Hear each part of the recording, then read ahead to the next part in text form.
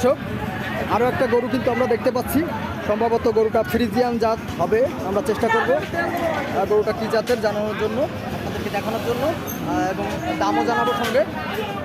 চেষ্টা করছি ভাইয়ের সাথে কথা। ভাই আসসালামু আলাইকুম। ওয়ালাইকুম কেমন আসসালাম। আছেন?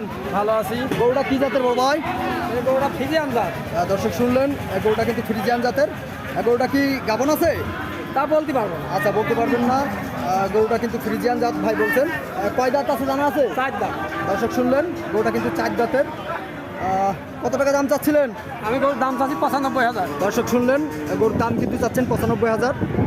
আসলে এরকম ধরনের গরু কিন্তু খামারে পালন করা সম্ভব। খামারে পালন করলে কিন্তু এই সমস্ত গরু পালন করলে কিন্তু লাভবান হওয়া যায়। একবারে দর্শকের উদ্দেশ্যে কত টাকা হলে দিতে পারবেন? 85 হলে দিয়ে দেবো।